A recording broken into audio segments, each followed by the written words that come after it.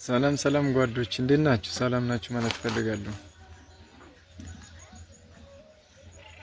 ወለጋ ቢዛሞ ቀጠና እየተሰሩ ያሉ ጀብዶች አስደናቂ ጀብዶችን ለመናገር ነው ወደዚህ ብቅ ያልኩት። የእውነት ወለጋ ላይ 2011 ጀምሮ እስከ 2015 የምትሰሙት የሀዘን የለቅሶ የእንጉርጉሮ ነገር ነበረ።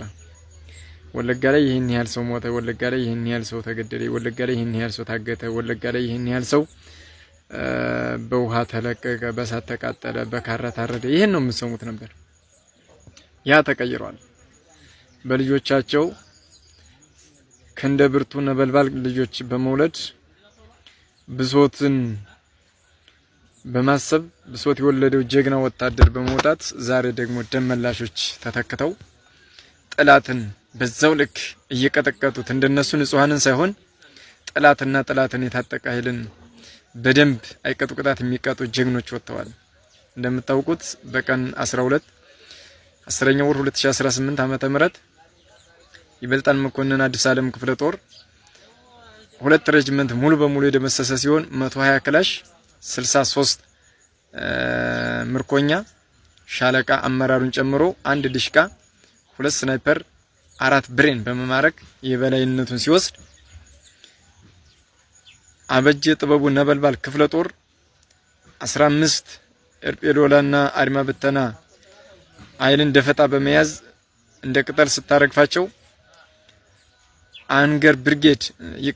አንገር ክፍለ ጦር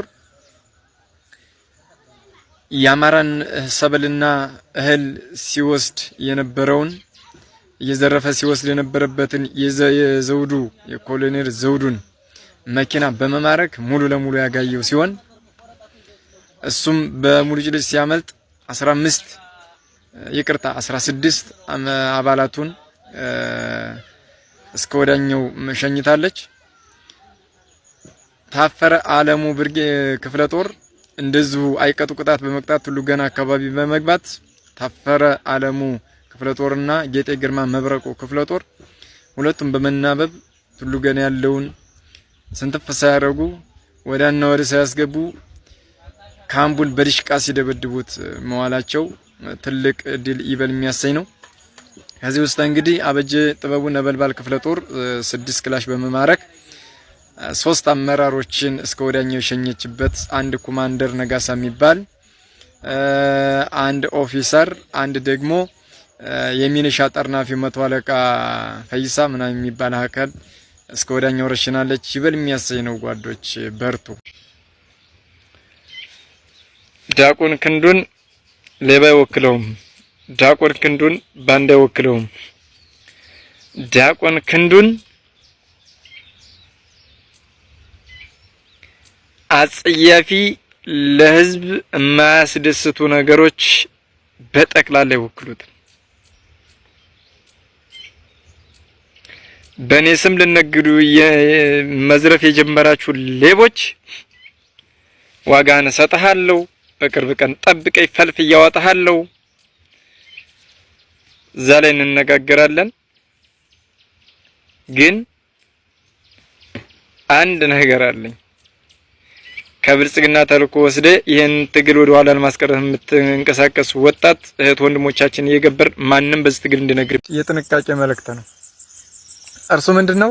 ሰሞኑን እንደሚታወቀው የአማራ ፋኖ ብሔራዊ ንቅናቄ ቢዛሞ ቀጠና ኢሻ ሰይድ እዝ ይበልጣል መኮንን አዲስ ዓለም ክፍለ ጦር ሻለቃ ሐሰንን ጨምሮ ሙሉ ሬጅመንቱን የጨረሰበት እዛ አካባቢ ያለው ማህበረሰብ ሲዘርፍ ሲቀጥፍ ሀብትን ቤት ሲያቃጥል የነበረን ልኩን አሳይቶ የመለሰበት ሁኔታ ነው ያለው።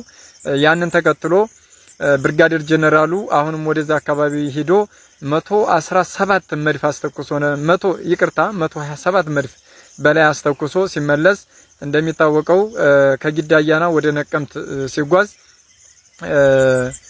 ቢዛሞ ቀጠና ኢሻ ሰይድ እዝ አበጀ ጥበቡ ነበልባል ክፍለ ጦር ድቾ የሚባል ተራራ ላይ ደፈጣ በመያዝ ጥላትን ብርጋዴር ጀነራል አስናቀ አይተነውን ጨምሮ ኮሎኔል ናትናኤል፣ ኮሎኔል ሀብታሙ፣ ሌሎችም የሻለቃ አመራሮች ሻምበል አመራሮችን ሙሉ በሙሉ የደመሰሰበት ሁኔታ፣ በርካታ ከ12 በላይ መኪና የማረከበት፣ በርካታ የነፍስ ወከፍ መሳሪያዎች የተማረኩበት የቡድን መሳሪያዎች የተማረኩበት ድል ነው ያለው እና ያንን ተከትሎ ሰሞኑን ትርምስ ላይ ነበር እንደሚታወቀው ትርምስ ላይ ነበር ውስጥ ለውስጥ ስብሰባ ነበር የሚገርማችሁ ነገር በዛሬው ዕለት ጊዳያና ወረዳ ላይ አንተነህ ለፋኖ መረጃ ሳልፈም መስጠት በሚል አንድ ናባል በሳት ያቃጠሉበት መጀመሪያ በጥይት መቱት ከዛ ግን በሳት ያቃጠሉበት ለሰራዊታቸው ግፍን ያሳዩበት ካሁን በስተኋላ ሰራዊት መሆን ይብቃኝ እስከሚል ድረስ እስከሚመረው ድረስ የታየበት ሁኔታ ነው ያለውና ያንን ተከትሎ በሰማይም በምድርም አንድ ኮር ሙሉ ወደ ምስራቅ ወለጋ አስገብቶ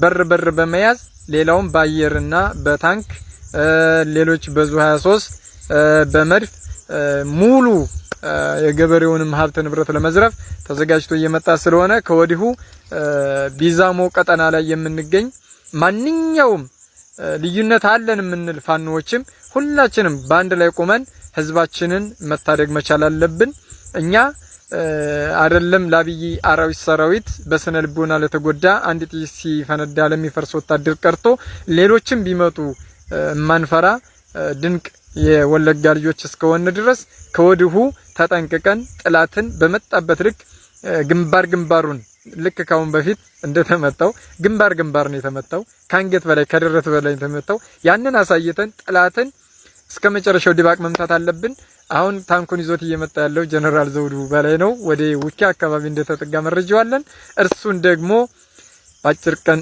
መጨበጥ መቻል አለብን ጥንቃቄ ለወለጋ አማራውያን ጥንቃቄ ለወለጋ ፋኖች በሙሉ ድል ለተገፋው ህዝባችን